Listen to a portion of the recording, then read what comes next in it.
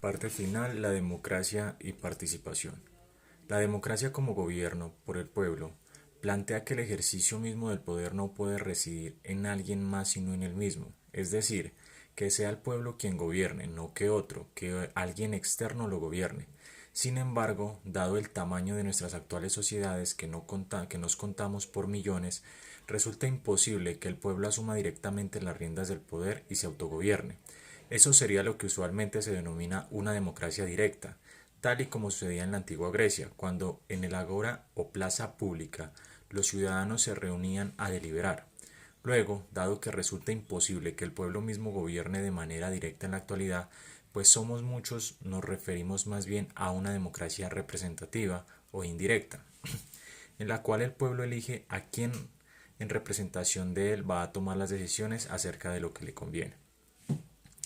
La democracia como gobierno para el pueblo señala que el gobierno debe responder a los intereses del pueblo mismo, es decir, ya no es como las antiguas tiranías o monarquías en las cuales el gobernante tomaba decisiones en beneficio propio, antes bien, la democracia exige que quien gobierna lo haga en pro del interés del pueblo. En este orden de ideas, de eso se trata la democracia como poder del pueblo, por el pueblo y para el pueblo. Sin duda alguna, es muy interesante y bella la definición que afirma que la democracia es el gobierno del pueblo, por el pueblo y para el pueblo. No obstante, como ya se puede prever, esta definición entraña múltiples problemas. El primero y más grave de todos es, ¿quién es el pueblo? El problema estriba que en uniformidad existen detrás de la denominación pueblo no existe en realidad. No tenemos claros cuáles son los intereses del pueblo, porque se trata de una multiplicidad en la que existen diversos intereses, muchas veces contradictorios entre sí. Asimismo, no es fácil señalar que el pueblo es el que debe gobernar cuando no existe una unidad y esa multiplicidad entra en disputa a la hora de elegir quién debe gobernar. Por supuesto, una de las fórmulas a las cuales apela la democracia para resolver las disputas al interior de esa multiplicidad denominada pueblo es a partir de la consolidación de mayorías electorales, es decir, quien consiga la mayoría de los votos gana. Hasta el día de hoy, no hay otra formulación mediante la cual se definan las disputas entre intereses contradictorios al interior de la sociedad. Sin embargo, hay que decir lo siguiente, la regla mayoría no es por sí misma democrática, es decir, no es aceptable que la mayoría se imponga en contra de la minoría e incluso de sus intereses. Ahí es donde un procedimiento democrático como el de la elección de la preferencia mayoritaria deja de ser democrático. Me explico, si la mayoría desea privar de sus derechos a una minoría racial, sexual o religiosa, eso no es aceptable desde ningún punto de vista. La democracia, más que el procedimiento o la regla de la mayoría, se constituye a partir de un conjunto de principios inalienables, inquebrantables. Características o principios de la democracia. La democracia puede concebirse desde una perspectiva instrumental o desde una perspectiva normativa. Cuando nos referimos a la definición instrumental, lo que señalamos es que la democracia es un mecanismo útil a la hora de decidir disputas o de resolver el problema de quién debe gobernar. En este caso, nuestra definición de democracia sería puramente operativa. Sin embargo, la democracia es mucho más que un mecanismo de toma de decisiones o de resolución de conflictos y por eso nos referimos a una definición normativa a la hora de hablar de los principios que están en la esencia de la democracia. Por supuesto, al referirnos a principios democráticos, lo que queremos señalar es que la democracia no puede ser democrática si entra en contradicción o negación de alguno de estos principios. Igualdad.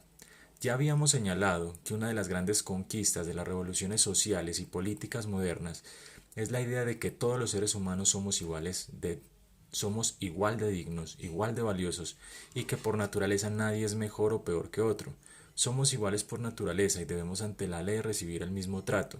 Así, la igualdad se constituye en un valor democrático que se realiza no solo en las urnas, cuando planteamos que el voto de todos vale lo mismo, sino que en la vida cotidiana de una sociedad trabajamos en pro de valores democráticos cuando luchamos por la no discriminación, la eliminación de los privilegios de clase o de condición socioeconómica.